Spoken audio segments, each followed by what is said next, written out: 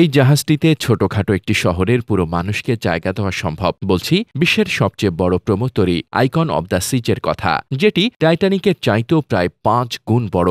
২০২৪ সালের ২৭ জানুয়ারি যুক্তরাষ্ট্রের ফ্লোরিডার মায়ামি বন্দর থেকে যাত্রা শুরু করার পর থেকেই এই মহাজাহাজ বিশ্বজুড়ে আলোচনার কেন্দ্রবিন্দুতে চলে এসেছে। রয়্যাল ক্যারিবিয়ান ইন্টারন্যাশনালের সর্বশেষ ও সবচেয়ে বৃহৎ এই ক্রুজ শিপ একদিকে যেমন বিলাসিতার প্রতীক, অন্যদিকে আধুনিক প্রযুক্তির এক দৃষ্টিনন্দন নিদর্শন। দৈর্ঘ্যে প্রায় ৩৬৫ মিটার বা ১২০০ ফুট এবং ওজনে প্রায় ২,৫০,৮০০ টন। আকার ও শক্তিতে এটি সমুদ্র পথের সব যাত্রীবাহী জাহাজকে ছাড়িয়ে গেছে।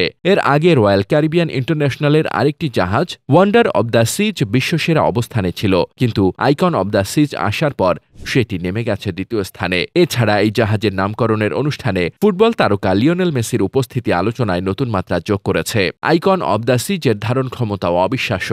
সর্বোচ্চ ৭,৬০০ যাত্রী আর ২,৮০৫ জন ক্রু মিলে প্রায় ১০,০০০ মানুষ একসঙ্গে থাকতে পারেন এখানে।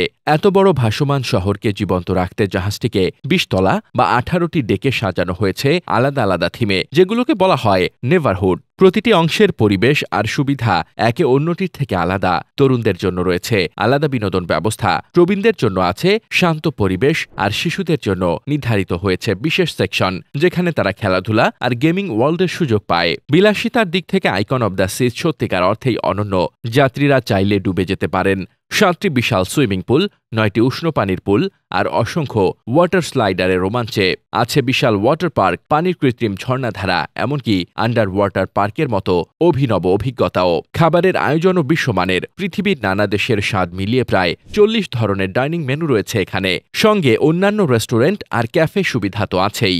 এত সব ব্যবস্থা ওয়ান্ডার অব দ্য সিজের তুলনায় আরও উন্নত আর আধুনিকভাবে উপস্থাপন করা হয়েছে। অন্যদিকে বিংশ শতকের শুরুর দিকে নির্মিত টাইটানিকের ছিল মাত্র ২টি সুইমিং পুল আর ৩টি শ্রেণীভিত্তিক ডাইনিং হল। সেখান থেকে আজকের এই জাহাজগুলো মানুষের প্রযুক্তি আর বিলাসিতার সীমাহীন উন্নয়নের প্রমাণ। আধুনিক নিরাপত্তা ব্যবস্থা আর বিলাসী অবকাঠামো মিলিয়ে আইকন অব দ্য সিজকে বলা হয় সমুদ্র পথের নতুন রাজা।